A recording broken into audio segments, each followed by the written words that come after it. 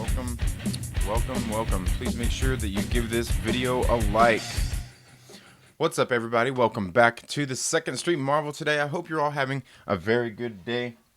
I can tell you, well, for me, I've had, I had a very long day yesterday, and well, needless to say, it was a long day, and I'm not really too prepared for a show today. Got a lot of things to get done today. It's a Thursday. Thursday is one of my busiest days at work, as well as, just with family and everything else included. And coming here to spend some time with all of you lovely folks. Once again, thank you all so much for tuning into the Second Street Marvel today. Now, if you're not subscribed, please make sure that you're subscribed and click that little bell so you get notifications anytime I've uploaded new content. Here on the channel, I talk a lot about comics, movies, and on occasion, even music.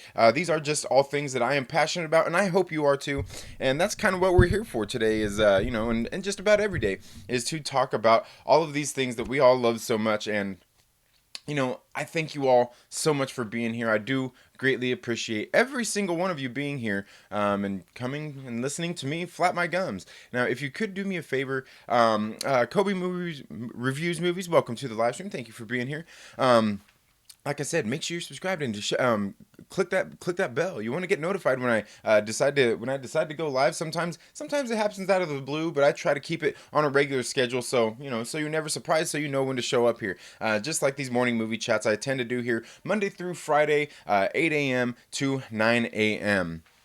And like I said, here on the morning movie chat, I tend to talk about movies more than anything else. I also do a live stream on Friday evenings, which will be tomorrow night, called the Trailer Park Live, and those happen at 8 p.m. Pacific Standard Time. And on those, it's a little bit more rated R. I kind of get in and reveal a little bit more of myself. I get a little more personal. I talk there about more about comic books and even music, and then I get in and interact with you all in the live chats, as you guys are what help keep me going. You guys help bring me energy to the show and just different things like that. So and in case you've ever been to any other live stream, you know that you guys, the audience members, the people, the subscribers, the supporters here of the channel, and just the viewers in general are pretty much what helped drive this show. So now, if you guys would like to, what would be awesome is if you wanted to go follow me on Facebook, Twitter, or even any of these other social media outlets. You can find those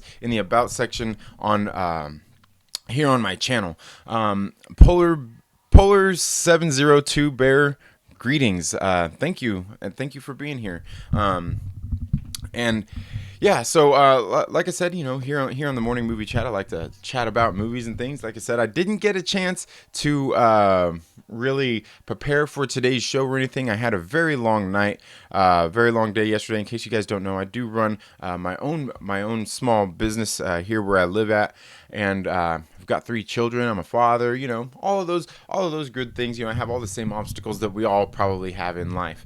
And yesterday was a very long day. My kids actually go to karate class, and they used to be in the same karate class, and but now they're different because my daughter just not too long ago became a purple belt, and so she has class an hour later than my son and my youngest daughter, where they're there early, and then they come in.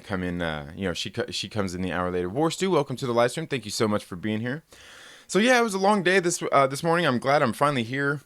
Up and flapping my gums. I actually feel a little more awake now. This morning I was getting everything prepared for my job, or I guess it's not really a job, for my business, to go out and see some people. And man, I'm telling you, I've been dragging all morning, and maybe it's just you guys being here and watching me flap my gums. So anyway, let's go ahead and get into this. There's just been some things that have been happening out there in the world that in the world of movies, and I kind of went over a couple of things yesterday, and I got into a little more discussion that I don't normally do here on the morning movie chat, where I was first I started off talking about this movie that the Russo brothers are producing on under their production company. Oh man, that audio looks like it's a little bit high. Looks like it might be clipping out on you guys a little bit. And if there's ever any problems here with my audio, if it sounds too loud, if it seems to be clipping or anything, please let me know down in the comments section. I'll do everything I can to help make that better. So yeah, I was talking about the Russo brothers, this movie that the Russo brothers are producing, and people are beginning to be outraged about it. and talked a little bit more about some other things.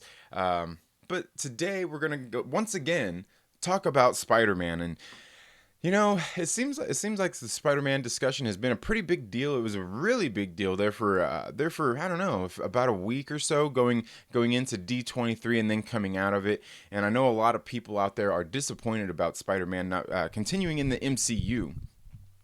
And I got to tell you, me myself, I'm not really upset by these kinds of things. I know there's a lot of people out there who definitely are. And a lot of these people that I see out there triggered by it. It just makes me kind of wonder. Like, I guess just some of these people background, because this really isn't a big deal not having Spider-Man in the MCU. A lot of people out there are claiming, like this is the best Spider-Man we've ever had, and all them other movies, they're crap, and all of these different kinds of things. And for me, for one, I've got to say, I'll tell you, I'll give you my quick rundown, okay? Sam Raimi's Spider-Man was actually really good. That came around back, God, what was that, 2001, 2002, when the first Spider-Man premiered at the movie theater. Now, in case you guys don't know, I mean, I do have somewhat of a sentimental attachment to that movie, as my father was actually killed the day that movie premiered at the movie theater. He was killed in a motorcycle accident, or I guess a motorcycle crash. It wasn't really necessarily an accident, just because somebody don't know how to drive. But I was actually at the movie theater when that happened, watching that movie, and quite normally, my father would have been there at the movie theater with me to watch that movie. So in case you guys want to see how attached to that movie I am, and just kind of what it means to me, you could go back and watch my video from May 2nd this year, and you can see a fat man weep. So yeah, like I said, the Sam Raimi trilogy, for me was actually it was great. It was great. And nowadays I see a lot of people out there slamming these films, Sam Raimi calling him a bad director, saying these films aren't really that good. And when I hear people just outright out going out and saying these kinds of things, not even just about the Sam Raimi movies, but even just the Amazing Spider-Man films, like they're like, oh, it sucks. Well, I get it. Do you have any other reasons why? And I'm sure maybe you do, but can you tell me what they are? And I got to tell you though, the Sam Raimi Spider-Mans were actually really great. You can see throughout the whole films that Sam Raimi really had a love for Spider-Man. Now, of course, we all know that Spider-Man 3 was, it was somewhat of a dumpster fire, and some people didn't like it, but there are still good things about that movie that I really enjoy. Now, there are some silly things. It's over. It's a little. It's really hard to explain. I mean, there's just so many things. It's more things wrong with the story than it is the actual movie. Because just like The Last Jedi, where some people don't like it for a whole bunch of reasons, there's one thing I can tell you, is it is a beautifully shot movie. The cinematics and everything are actually really great. And this is something I've talked about before. Bill Pope and Sam Raimi, they did Spider-Man 2 and 3 back in the day, and you can't go through those movies and tell me that it's not just some beautifully shot movies. Bill Pope and Sam Raimi have a really great working relationship together, and they really complement each other in their work. Now, that being said, like I said, some people lose credibility with me when they just come out and toss these movies under the bus and say that they're no good. And same with Amazing Spider-Man. I got to tell you, the Amazing Spider-Man movies done by Mark Webb, they're obviously not the best ones out there. I'll tell you, the first Amazing Spider-Man movie, it was actually pretty good. It was a little bit different version of Peter Parker. He seemed a little bit. He didn't seem quite the same Peter Parker that we know from the comic books, who's not necessarily. Who's kind of not necessarily a social outcast, but I guess kind of more of a geek who's into science and things like that. He was less that in Amazing Spider-Man, but altogether, I gotta say, Andrew Garfield played a really good Spider-Man as well. Now, the problem came with Amazing Spider-Man 2, which actually gave us probably the best version of a Spider-Man suit in a movie. Okay, hands down, it did. It got the suit right. It got the look right. It got the eyes right on the mask and everything. But the movie in itself was it just wasn't great. It came down to the same thing, kind of the same thing as Spider-Man 3 did. There was problems with the story. It seemed a little overcrowded. It almost seemed to rush, and you could see that there just wasn't as much passion put into these movies.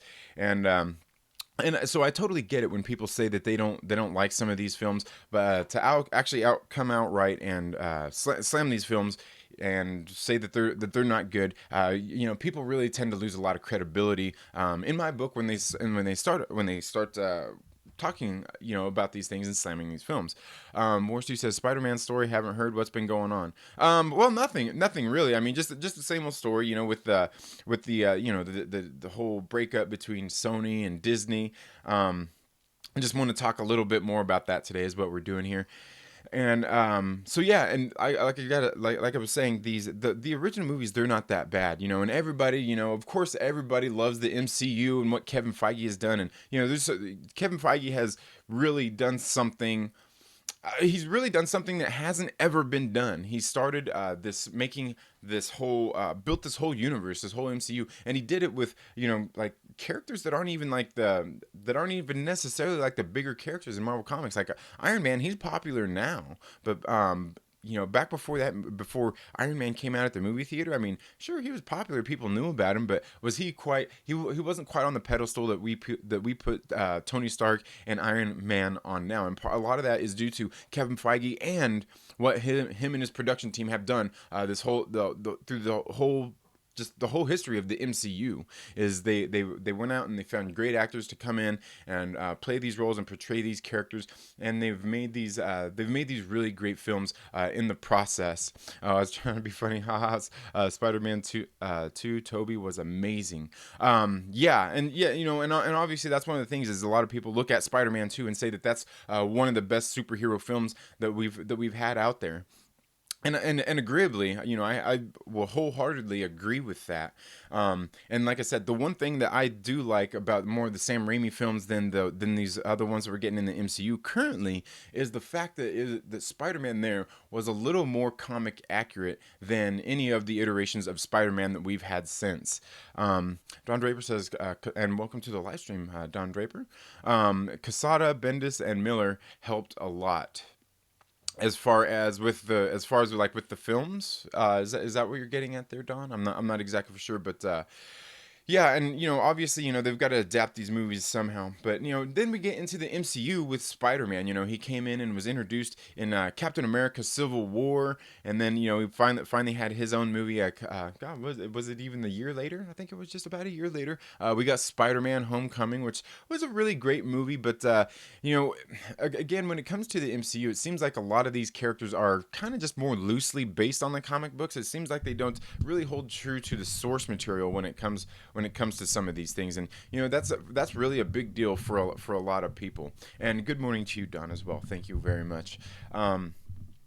But I'll tell you, the one thing that Kevin Feige done, I mean, while this isn't the most comic accurate Spider-Man out there, I do have to say that it is actually a really great version. Tom Holland has come in and done a phenomenal job portraying the character of Peter Parker. Now, the one criticism I do have to say about our current MCU version of Spider-Man, or should I say former MCU version of Spider-Man, is what I don't like is that he looks up to Tony Stark. Tony Stark is his mentor and things like this. To me, these things are absolutely preposterous. That's not Peter Parker. Hashtag not my Spider-Man. Okay. We know from the comic books, Spider-Man, was Peter Parker was bitten by the radioactive spider. He ended up creating his own web fluid, which he actually did in the MCU, which was something that was nice. Now, I know a lot of people had a lot of problems with Sam Raimi's Spider-Man in that sense, that they saying, he had the organic webs, it just naturally came out of him. And I totally understand that conversation, and that totally makes sense for that. But I still have to say that, the Tobey Maguire Spider-Man was probably the most comic accurate Spider-Man that there was, aside from those organic webs being shot from his wrists. Mads Mama Bear, welcome to the live stream. That's because they don't read the source material. And and for the most part, I would have to say I agree there, and I disagree at the same time. I think the thing is like they read the source material, get kind of maybe an essence for the character, and just toss all of it out the window. And that's clearly displayed in the Captain Marvel film. And that's one thing that I think a lot of us geeks and nerds really tend to hold on to a lot more, and I get that, because I think while they are making these characters, they do need to hold true at least to the character that's going on here. You don't necessarily have to tell the same stories. I'm not looking for the same stories that we got in the comic books, but they do need to hold true to the characters. And sure, that's something that Sam Raimi didn't do in the sense that he had those organic webs coming out of his wrist. But again, here in the MCU, we see Tom Holland comes in, does a perfect job, really, portraying this kind of socially awkward teenager who gets bit by a radioactive spider, which we don't really learn about or anything through the course of the films, more than him just, in passing as he's talking to Ned. But he did, he is obviously a smart kid and invented his own webs and things like that. He had his own web shooters that he created. So they've got a lot of the essence of the character. There's just certain things in there, like him looking up to Tony Stark. Like I said, for me, it's absolutely preposterous. Tony Stark is barely a hero. While I like Robert Downey Jr., I like Iron Man, and I like the movies that they did with him. Tony Stark is barely a hero. He's okay at best. Now that I know there's probably people out there who will disagree with me just because Tony Stark sacrificed his life for the good of the world. But yeah, I don't know. He's okay. He's okay. But again, that doesn't come down to, Tony Stark being bad or anything. It's just he's not the greatest hero out there. And I think that's one of the good things that's great about the hero. One of the things that they portrayed is the fact that, to be a hero, you can still be a flawed character. And that's one of the things that we definitely learn through even the comic books, and something that's pretty prevalent, and why Spider-Man is such a popular character for a lot of us is because he kind of embodies who we all kind of are. Like we've all been socially awkward. We all struggle with life. We all have things that hold us back, or things that, doubts in our mind when it comes to certain things. And I think that's one of the things that's so appealing about the Spider-Man character. He's kind of an everyman's hero, really. And plus, through the course of things, he's always been just kind of a smaller hero there, looking out for his neighborhood. And of course, he gets into bigger, more just bigger events and things out there happening in the world, and I guess even out there in the cosmos. Um, let's see. After comics, that's interesting. I don't like the whole Peter looks up to Tony thing either. Yeah, and for me, there's that. And the other thing I don't really like is the fact that we don't really see Peter Parker in New York being our friendly neighborhood Spider-Man. And I'm wondering if maybe, some of that might come from just some of the dealings that Disney and Sony had. We obviously see that they obviously had things in their contract of things they could and could not do. Another thing I don't really like about this version of Spider-Man is Aunt May. Aunt May, she's attractive. I mean, Marissa Tomei. I mean, come on, we don't even need to get started on that. She's obviously a very beautiful actress, and but Aunt May, as far as I ever remember in the comic books, was never that person. She was never like that hot aunt that people were looking to just hook up with. She was always an older aunt, and sure, I mean, they portrayed her that way to, obviously get across the point that she's an aunt, and just some of those kinds of things. But she was never really like this kind of like object of really anybody's affections in that way. She was never the hot aunt that people were seeking out. Now, however, we do know in the comic books, from the comic books, that she did have some relationships with other people out there. Like J. Jonah Jameson, even Doc Ock himself. So there's a whole lot that they could do, and then yet they're doing something different here. And I think just kind of what they've done with Aunt May was, it seemed a little preposterous as well. But again, these are just like little nitpicks that I have about this version of Spider-Man. And overall, I can't say that it's a bad version of Spider-Man. There's just little things that kind of make it not necessarily my favorite. Don Draper says, yeah, Quesada came up with the MCU idea, had ties to Hollywood and Feige. Got a name as producer after working for Lauren Schuler Donner on the X-Men and Fox movies. Yeah, and and I believe Kevin Feige probably actually worked with a lot of those things as well, because I know Kevin Feige, before he actually became the executive, or just like the producer putting together all these things here in the MCU for Marvel Studios, he had a lot to do with Marvel the whole time through the 90s. I know he was working on like some of the Marvel like the cartoons, and I believe he was also I mean, he had to do with like the X-Men and Fox and all that stuff, and yeah, and that's totally fine, because I mean, they need these people in there helping produce these movies. And And so so that's good, but again a lot of it gets gets kind of lost when it gets sucked up by the corporate machine. And while this can just lead to bad things in some of these movies, it's not necessarily a bad thing altogether because we are getting what we're getting out of these movies. After Comics says, and After Comics, thank you so much for being here. I don't think I've ever seen you here in my live streams, and I do greatly appreciate it. Plus, too many of these heroes expose their identity to almost everyone as they walk around with no masks for half of the film. Yeah, and that's another tricky thing as well, where for the most part, a lot of them always try to keep their identities secret, as opposed to just letting people know who they are. I mean, obviously, once people know who your identity is, they're going to seek out your family and their loved ones that come after them. And obviously we see that in these movies, which I think is not necessarily a bad thing because it adds an interesting dynamic to these films and to these heroes, which I think kind of grounds their characters a little bit more. Mads Mama Bear says Peter looked up to Captain America. Um, Okay, yeah, and you know what? It's funny because I was actually just reading the Spider-Man life story comic book, which was really great, and that was one of the things that they kind of stressed in that book, where he actually went to Captain America for some advice. Is he was contemplating signing up for the military to go into to go fight in Vietnam. It was something that was quite telling in the book, and yeah, and Captain America is obviously a little bit better hero to look up to than a Tony Stark, who in the MCU basically just rides the coattails of Dr. Zola.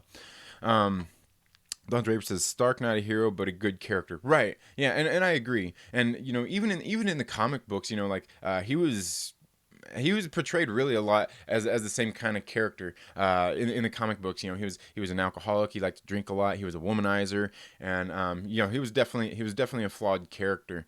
And so I think they kind of nailed the portrayal down there. And of course, they got the great Robert Downey Jr. to come in and portray him. Wookiee Lives Matters, welcome to the live stream. Thank you so much for being here.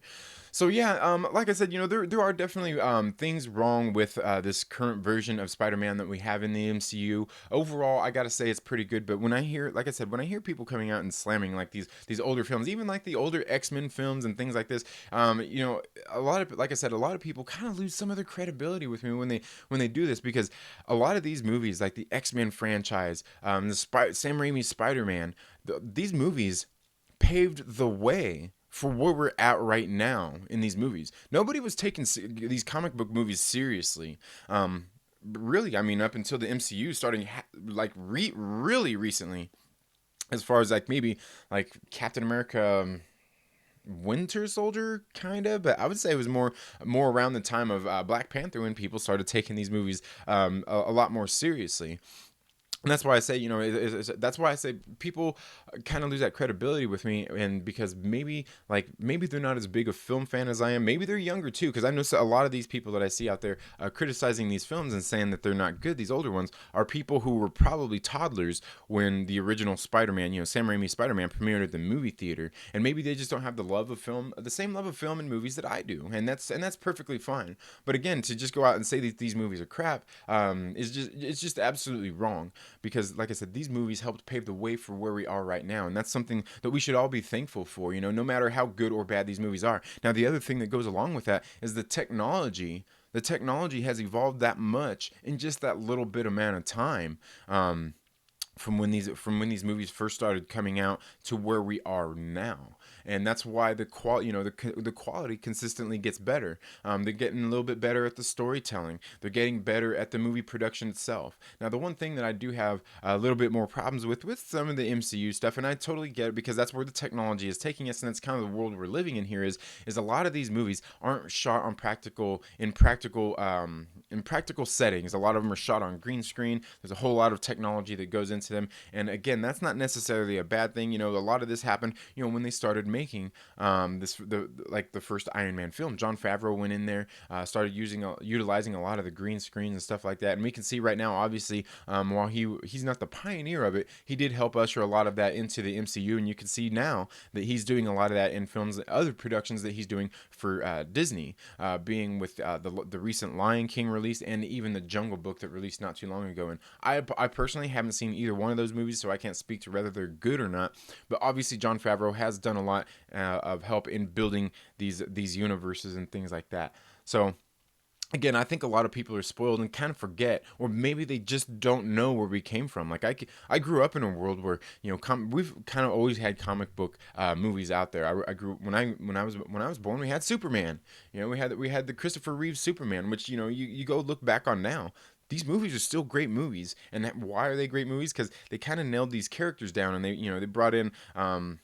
They just had some good writing and stuff like that, and they did what they could with the technology that they had. And you go back and watch like any of those Christopher Reeve films, I feel like while some of them might be a little bit silly, like some people might find them a little bit silly, they really stand the test of time. And the same thing with like Batman. We know Batman started a long time ago when they were doing the Adam West Batman, and then we get into 1989 with Michael Keaton's Batman. And again, like I'm not a big Tim Burton fan, but Tim Burton made a really great movie. That first one was really great. I love it. It's one of my favorite comic book movies out there, as well as Batman Returns, the one that came right after that. Another great film. Then after that, things kind of got a little bit silly. And sometimes I feel like maybe when a movie like those Batman sequels after that kind of started getting silly, maybe that's where it starts to kind of affect what people are, how people view some of these movies and why people didn't really started really not taking them quite so seriously out there. But we can see now that people are starting to take these things seriously more and more, and that's a good thing, because we get more of it. Now, at the same time, while we're getting more of it, it shouldn't be rushed. I mean, we need good writing in these films. We don't need, a lot of times, we see that they're injecting like some of these, kind of politics and things like that into it. And while that's all fine and dandy, it's just, it's something that affects the movie and something that turns away a lot of viewers. While at the same time, it's something that gets a lot of viewers as well, because in a lot of these films, we're getting these really profound messages through some of these films, and I think that can be a good thing. You got to find, and that's something that has to do with the arts. Is if you want to change people, you want to influence things, you got to do it in really good ways with well written stories and portraying them really well.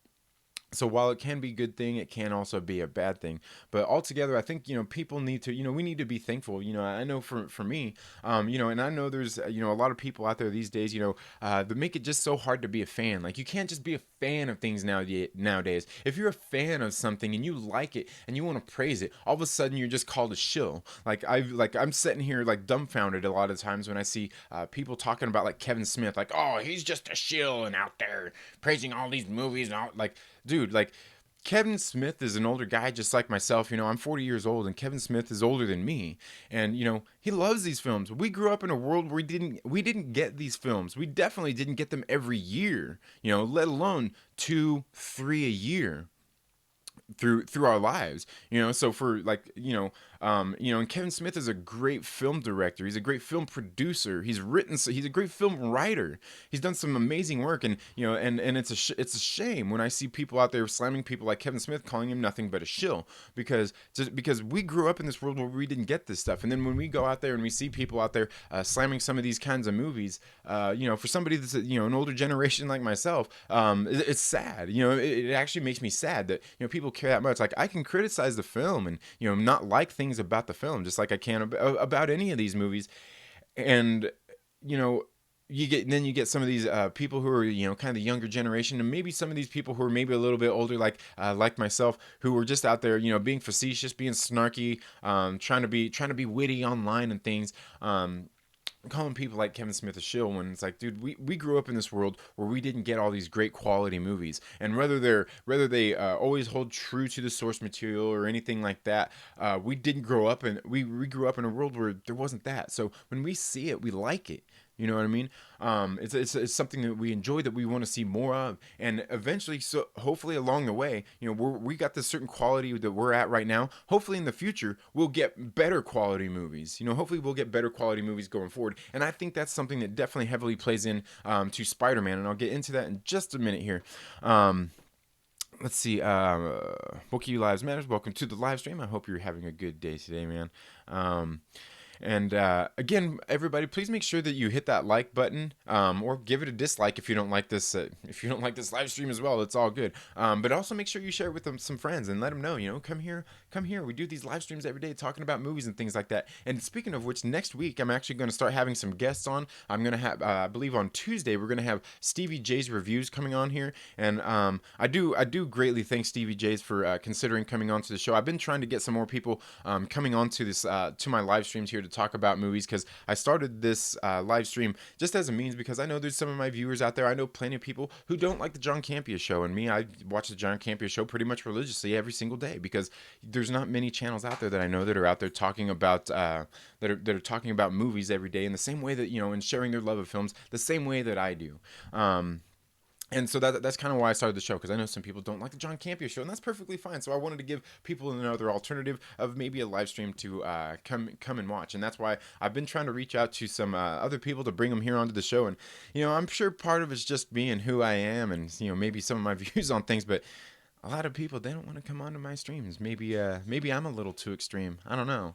Is it me, guys? Let me know down in the comments below. It could just be me, and that's perfectly fine. Hey, I get it. But Stevie J's Reviews is going to be coming on with us next Tuesday. We're going to have a special guest, and I want to see, he's obviously in a very different time zone from me, so I want to see about getting him here on the show to chat about movies. I'd say he's pretty knowledgeable about movies. He does a lot of movie reviews. If you don't know who Stevie J's Review is, you should definitely go find him on social media and even check him out here on YouTube. He does some great work, and he seems to know his stuff, and that's what I'm looking for here on the show. And if you guys know anybody else who you think is good at doing movie reviews, or who's knowledgeable about movies and has the same love of films for I do, because that's the one thing I started my channel on, is sharing my love of films. Well, actually, I started to share my theories of the Marvel Cinematic Universe, so I could debunk, if you're still watching, so I could debunk some of your videos, Stu.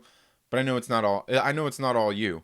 Some of it is, some of those Reddit posts and stuff that you discuss out there, and so I'm really debunking some of these Reddit theories out there. And that's how I start off my channel. But then, I started to want to share my love of films, because films is something that I absolutely love. And I'm not looking for somebody out there who just wants to, who has a bunch of negative thoughts on films. And I can tell you that Stevie J's Reviews is not that guy. He has a lot of great insights into these films. So I will be bringing him onto the show next week. Probably, I believe, on Tuesdays and Thursdays. Like I said, he is on a different part of the world than I am. So I believe when the show starts, it's like 1 a.m. his time. And, like if he comes onto my show one day a week, I'm very thankful and more than happy to have him on just one day a week to help bring up the quality of the show, and bring in more discussions here to be had, better discussions than just sitting here watching me flap my gums about a bunch of nonsense. And again, I do thank you all so much for being here to listen to me flap my gums about all this nonsense. And while we're at that, if you guys wanted to show your support for the channel, you can always follow the links down there in the description, where you can go become a Patreon supporter. It's a monthly thing where you can donate $1, $5, $10, however much you want. You can make a one-time donation as well. But and at some point, I do want to start making some exclusive content out there for my Patreon supporters. And things like that, and some of that money I'm going to use to help hopefully bring up the production value here of my channel. I will be getting hopefully getting a capture card here, so I can run my good camera in here through my computer. I need some better lighting, as you guys can see. I need a little bit better lighting, and also so I can get a better green screen and things like that. And then also maybe I can it can help widen my selection of being able to get out to movies, to review more movies, and even comic books as well. All just resources. And any of my Patreon supporters, I do greatly appreciate you being there and supporting the channel in any way that you can. And also, there's a link down there where you can just send direct donations through Streamlabs. Now, I would stream a lot more through Streamlabs, but for some reason I can't get the app to work here on my computer. I run on a Mac, and for some reason there's something wrong with the interface. I just can't get it to work on here. So you can always go and directly donate to the channel via Streamlabs. And again, I do appreciate you guys all so much for even just, if you don't have the money, it's no big deal. I'm not going to sit here and not read your comments or anything. Like, some of those other bigger guys do, even some of those smaller guys do, out there just looking for a buck, and that's the only way they're going to interact with you. I'm not here. I'm not all about that. I just want you guys to be here and interact and support the channel, even if it's just for viewing and giving me a like. You don't even have to share the video, but I do, again, greatly appreciate it very, very much. So let's go ahead and get back into this. Don Draper says Spider-Man's intro in Civil War was ripped off from Days of Future Past, in my opinion. So was the portal-based combat used in Infinity War. Okay, and see, and that's something like I haven't actually read the actual book of Days of Future Past. I've only seen the movie, and I could understand what you're saying. And again, I mean that to me that's not necessarily a bad thing, because it's kind of, we're taking things and we're getting progress in movies. Hopefully we're just upping the ante of these films and the quality of these films, which is what I'm which is what it's something that I ultimately want to see. It was ripped off from Quicksilver's intro. Okay, yeah. Russell Wells Benjamin, thank you for being here so much. And Russell Wells Benjamin is one of my awesome Patreon supporters. I do greatly appreciate that, and appreciate all of my Patreon supporters. And if any of you have any of my Patreon supporters have any suggestions, please go in the Patreon. Feel free to message me and leave any of those things that you think that I could improve. Or if you think I'm doing good. And like I said, Russell Wells Benjamin has been very great about giving me feedback and just things like that. And, just hearing some of those things kind of helps keep me motivated to move forward and bring up the quality of my channel. Mads Mama Bear says, Star Trek has been addressing politics from the start, but they do it usually gently. Now and then, now when movies and TV try it, it has the finesse of a sledgehammer, right? And that's something the great Stan Lee was always talking about.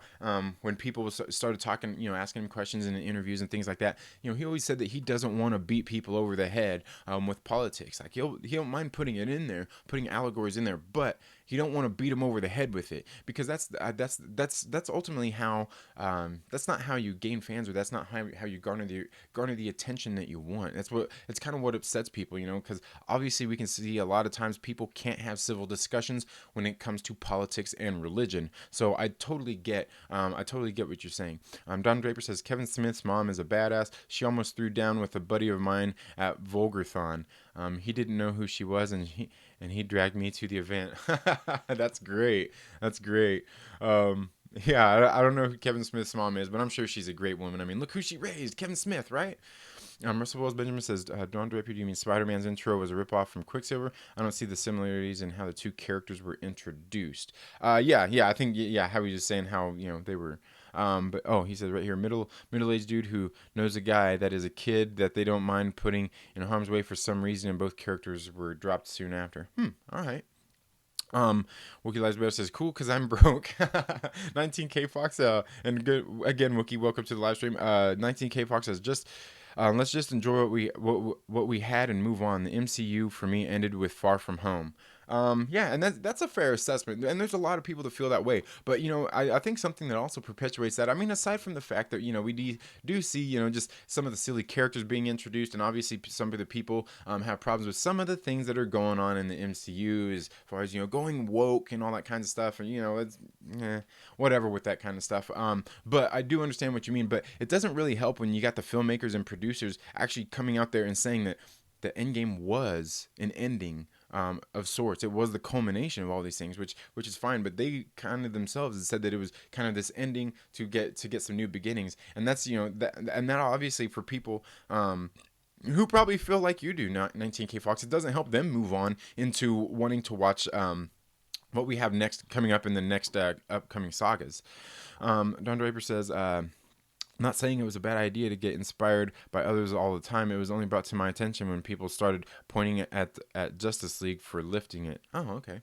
Yeah, again, some of these things, I don't know. Rev Kev Reviews, thank you so much for being here. I don't think I've ever seen you here in my live stream before, but I do appreciate you being here.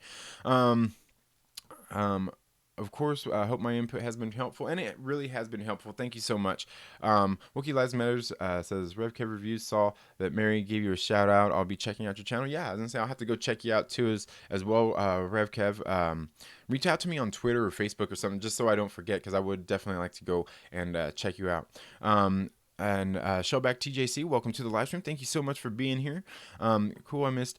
She did a shout out. I'll have to thank her. Rev Kev says, what do you think is the best Marvel comic out right now? I haven't been reading any Marvel in the past few years.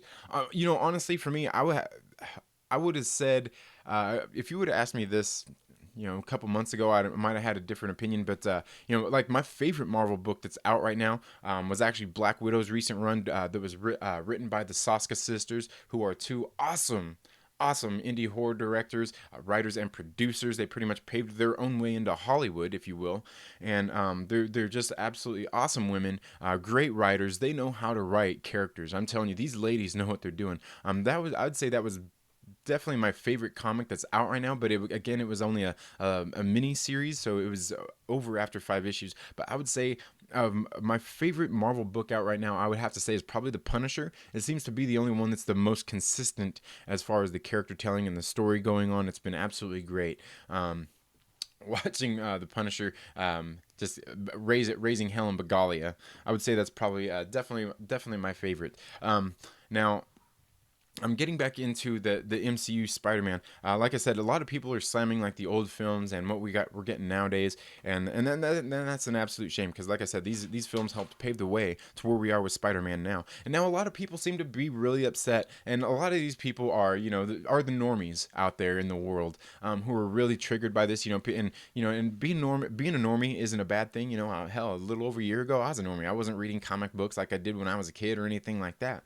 So my knowledge base kind of was out the window, and I was really mostly into it just through the MCU. And there's nothing wrong with being a normie. It's the only problem with normies is when they come in and act like they know everything about comic books. And I'll be the first one to tell you, man, I don't really know a whole lot about comic books. I just know what I know, and I can't really speak on things that I don't know. All I know is it seems ridiculous when I hear some of these people out there having these criticisms of these films and things when they really, I mean, their frame of reference isn't exactly quite there. But again, people are entitled to have their own opinions. And for me, one of the biggest things, like I said, people are upset about Spider-Man not being in the MCU anymore. And I got to tell you, I couldn't be, I'm not really that upset about it. I've liked what we've got out of Spider-Man in the MCU, and hopefully, Sony and Spider-Man will get, or Sony and Spider-Man, Sony and Disney will get something worked out. But if not, it's nothing that I'm going to be upset about.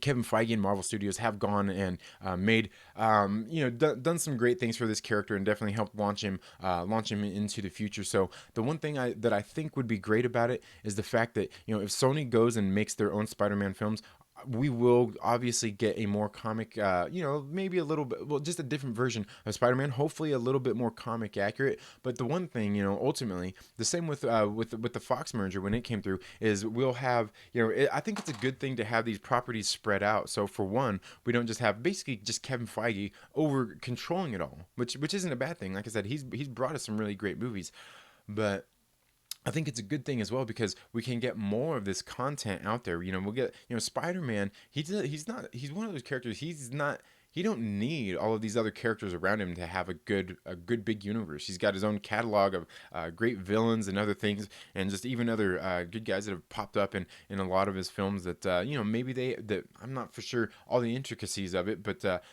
Sony would still have rights to, just by way of the properties that they own with Spider-Man. So again, it's not to me. I don't think it's necessarily a bad thing because we can get more Spider-Man films. Maybe not necessarily better, depending on what Sony does. And like I said, a lot of people are going to discredit Sony and say that they can't make a good Spider-Man film when we've got we've got at least 3 good ones that they've done. The first Spider-Man, Sam Raimi's first Spider-Man was great. The second one was phenomenal. And like I said, the first Amazing Spider-Man for me, I thought was really good. Now, is it the best? No, but there's definitely some elements in it that I really like. Like there was some of the elements in it, like where it has a little bit darker tone at times, which are some of the things that I really liked. So again, a lot of these different versions have been good. It's just, compared to the quality of films that we're getting now in the MCU, I mean, I understand where people's criticisms of it come from. But again, I think a lot of this comes from us being spoiled as movie fans and nerds in general, being spoiled by what we've gotten out of Kevin Feige and Marvel Studios. So, I mean, that's just kind of how I feel about it. Is he done in the MCU? I've talked about this before as well. I always kind of felt like there would probably be one more movie that they had probably on their original contract. But again, when they kind of did this, decided to do this collaboration together, I still kind of feel like there's another movie left out there. But I also kind of, and I feel that way kind of because Kevin Feige, when the way this last Spider-Man film ended, it ended on a way in which it's not an exact ending for Spider-Man in the MCU. But I mean, they could easily make it be, but I would think that Kevin Feige would have a little bit, I don't know, a little bit more. I would say, a handle on it, and knowing that, okay, we've got these 2 movies guaranteed, so we need to make sure that we have the second movie capped off, if that's all they had on the contract, capped off, where it can be just a clean break and everything for the character, where we don't have to necessarily ever discuss where he went, and they don't have to discuss at Sony where he was coming from. These universes not being tied together. So again, I could totally be wrong here. I just kind of feel like that's something that that we'll get, and I think that, while there's obviously a lot more that we absolutely have no clue about. I don't know. I kind of still feel like we're gonna get a third Spider-Man film in the MCU, and maybe by then, hopefully, and hopefully soon, we will know more about this whole debacle, and maybe, hopefully they can draw it to a close, and we can all benefit from getting, Spider-Man still in the MCU. But altogether, if he's not in the MCU, it's not a bad thing, because, like I said, he has a whole host of characters that they can bring in to the into the Sony Spider-Man universe, if you will. Obviously we know they've got Spider-Man, they've got Venom, he's got a whole host of other bad guys, Carnage as well. Then they've got just that whole catalog of Spider-Man villains that Sony themselves can build upon. But then it kind of makes me think, just the way everything's been worded throughout this, it just seems like it's not Marvel Studios that are going to be producing these with Kevin Feige kind of at the helm. It just kind of makes me think that maybe they might have something worked out to where they can still do crossover films while Spider-Man does his own thing in his own universe. Now, naturally, that would also mean that Kevin Feige would obviously want certain things not to be done in a Sony film in order for him to keep crossing over, which is something I think is kind of gonna be where a lot of this, where a lot of these negotiations should take place. But in all, I mean, we talk, a lot of people talk about Disney having this monopoly on movies and things like that. And while it's really the IPs, these franchises that they have a monopoly on more than anything.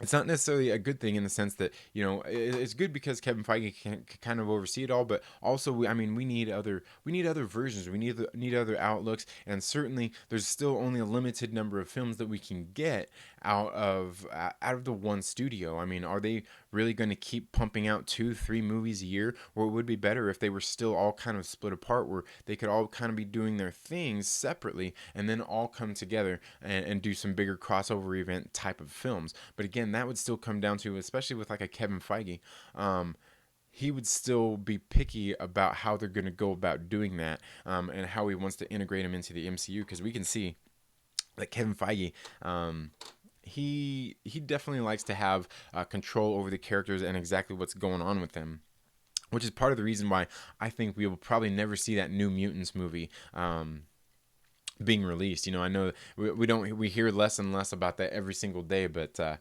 New Mutants movie, I mean, are we ever going to see that movie? Is it ever going to come out?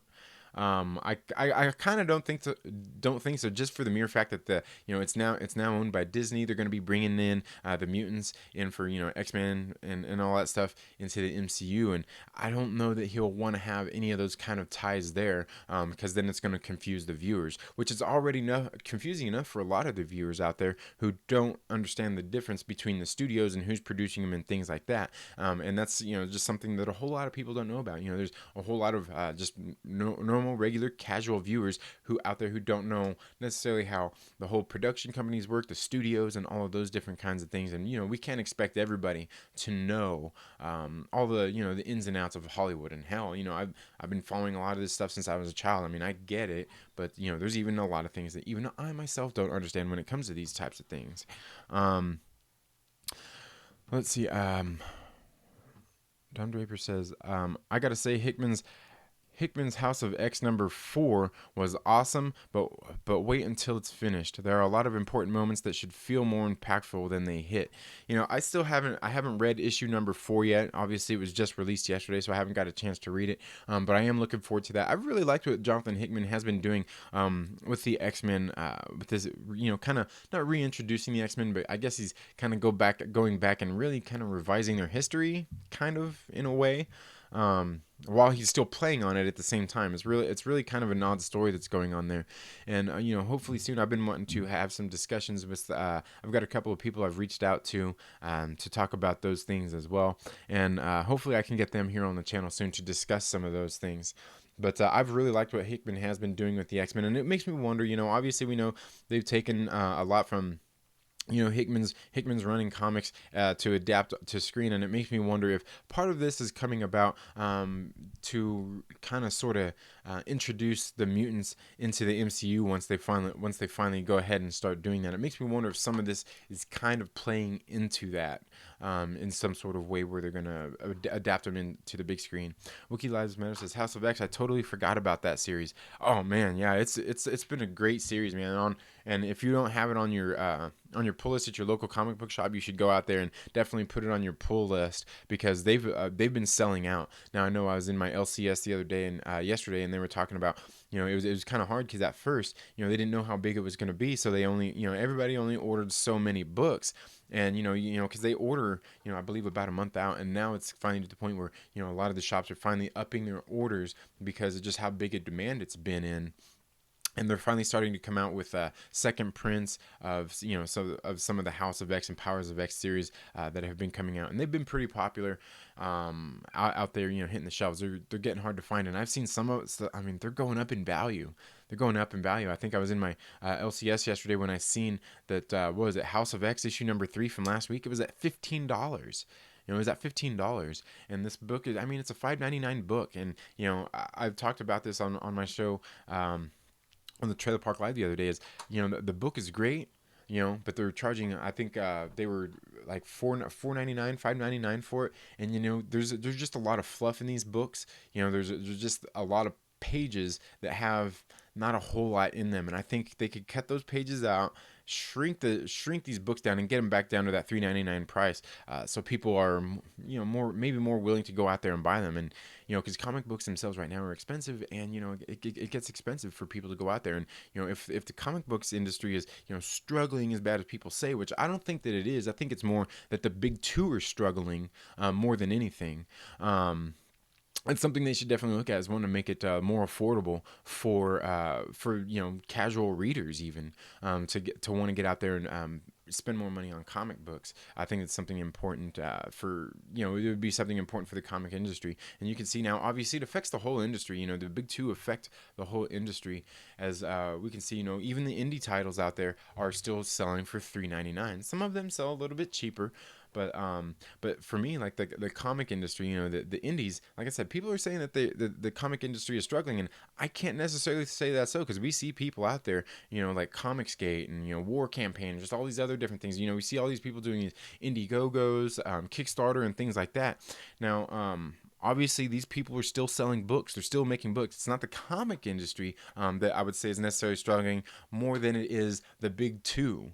And a lot of that comes with just some of the things that they choose to do by taking these historical characters that we've had and interjecting, allowing the writers to change them and to basically change them in ways that they don't necessarily have to do, and putting some of the politics in them that they're putting in them. Now, I know people are out there like, oh, politics have always been a part of comic books. Yeah, they have been. But again, just like we were saying earlier, Stan Lee said you don't have to beat your readers over the head with any of that stuff.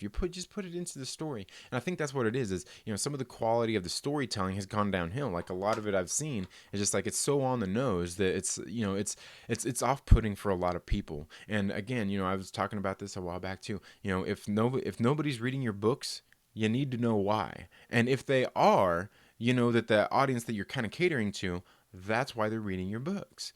Okay, and and the same thing is it's spilling off into the movies now, where these movies are supposed to be fun, yet they are supposed to be thought-provoking and have these messages in them as well. But again, it's nothing that you have to beat the audience over the head with. But again, I don't think the comic book industry is necessarily struggling as much as it is these the big two, because and I think that's the big purpose of, and this goes into the movie industry as well. That's the point of the indie industry, where they can allow the writers to say what they want, because you can write your own story with your own characters. And I think that's where a lot of the big two are struggling, is a lot of these kind of politics, whether it's identity politics, personal politics, or anything like that, being put into and wrote into these characters in just such a in your face way. And we can see the same thing is obviously spilling into the movies. And like I said, there's nothing wrong with that. It's just when you're taking, and you got to remember that these characters are people that people are invested in, that we've had for decades, that we're invested in. And then you go and just make these changes just kind of out of the blue and out of nowhere. And that's what's really off-putting for people more so than necessarily having these comic books that are having these things just so on the nose, because that's what you got the industry, the indie industry out there for, where you can create these new stories, you can create these new characters. But again, that's the hardest thing for most people to do, is to write these new interesting characters to get people invested into them. And whether you're putting the politics in it or not, you're writing a new character, so you gotta have good writing and introducing characters to get people invested into them. And that's why it's a shame that they take the characters that we're already invested in and changing them in ways that are just far too obvious, and interjecting a lot of these things into them. It's not necessarily, like I said, it's not necessarily a bad thing. It's just something that when you're changing these characters, that's the same thing with the whole Star Wars thing. People are emotionally invested in these things. They are, and not even just emotionally invested, but invested altogether with these things. And then you just go and you make these drastic changes to characters and things like that. And that's really what's upsetting to a lot of people. And I totally understand that. While at the same time, I still understand wanting to get messages out there. But again, just write some original characters, write a new character, and that's all it really takes if you want to do these things, for the most part. um okay, let's see. I gotta where are we at here? um Don Draper says, I would have dropped it.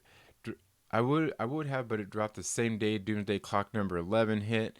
No spoilers, but it was so dumb to have certain characters on covers for upcoming X-Men books in the first page. Yeah, I heard something about that. I haven't read the issue, but I've heard something about that. I heard something about that, Don. Wookie Lives Matter says, I gotta dig through my long boxes now. My boxes are a mess. I need to organize. Me too, man. Me too. I actually just finally got some long boxes, and I got this nice little.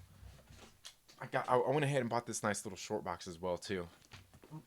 Yeah, I went ahead and bought that. But yeah, I need to get my stuff organized as well. Because I need to get some dividers in there, or some and get it in some sort of format where I can find these things. Um, John says, great characterization. However, Cyclops is effing awesome. Cyclops shines. A big surprise. Yeah, Cyclops has been pretty good in this new series. I've been rereading Star Wars Legacy. I'm trying to detox from Disney. I totally hear you.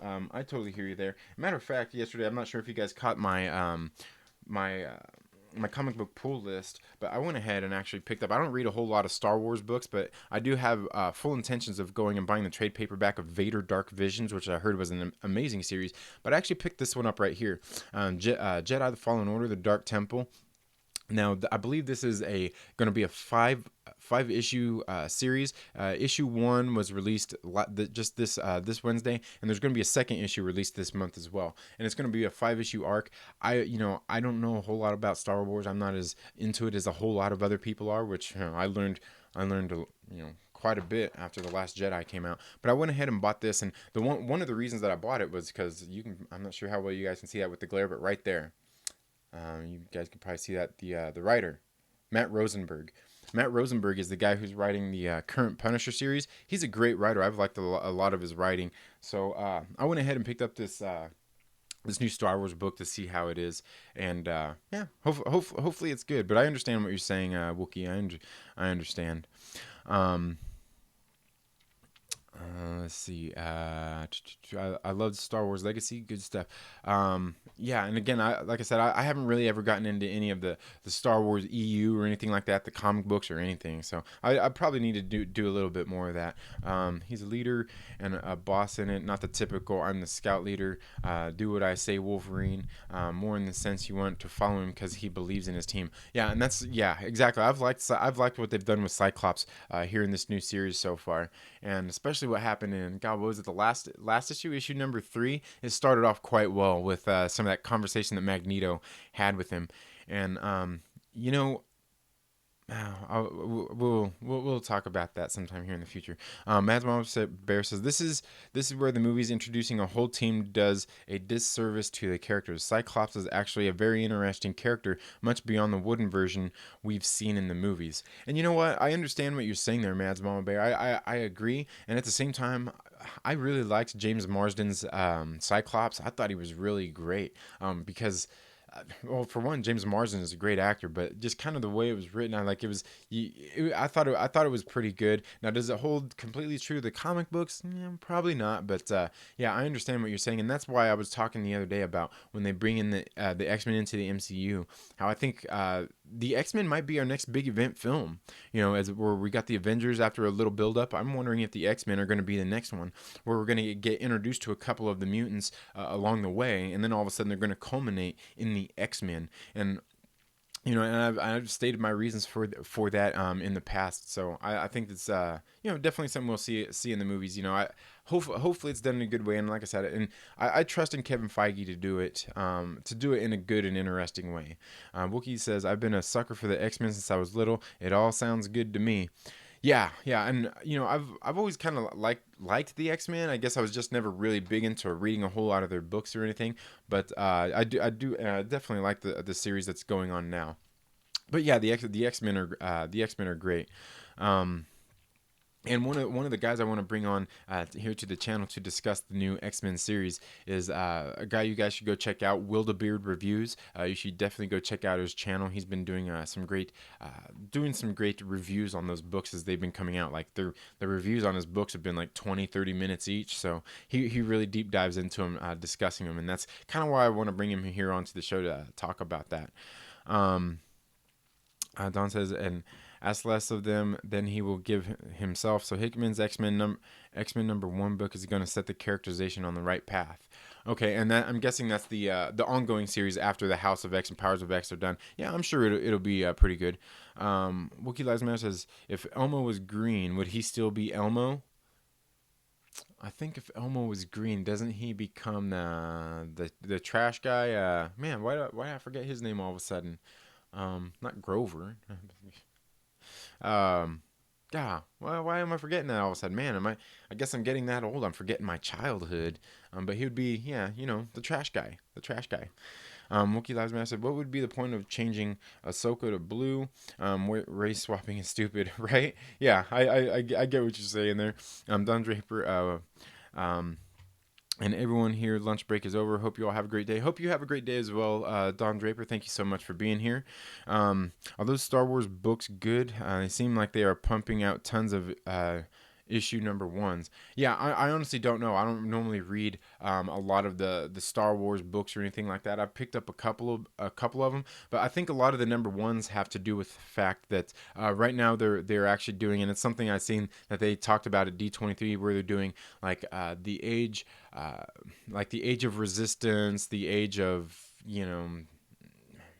just all the different ages that they have, and a lot of that is because like they're doing like they do like the Age of Resistance, Poe Dameron, and it's just like a single one-shot issue about Poe Dameron. I know they did one the other day, Age of Resistance, Holdo, Age of Resistance, just these different ones. Where they were doing that. So I mean, I think just because a lot of them are kind of like one-shot issues, discussing these characters and exactly what's going on is kind of what they've been doing with them. So they're kind of like they're number 1s, but they're all kind of in a series discussing these different characters. Is I think where a lot of that's coming in at. I still have my Marvel trading card collection. Ooh, that's pretty cool. You know what? I have a bunch of trading cards of the Teenage Mutant Ninja Turtles, and even some of them from Batman and Batman Returns. Pretty cool stuff. Um, yeah, so that's pretty cool. Christopher Lou Action says, "Did you just make Oscar the Grouch sons the sons like Scarface?" Yeah, the Oscar the Grouch. That's his name. Yeah, yeah. Hashtag keep Ahsoka orange. Orange girl good.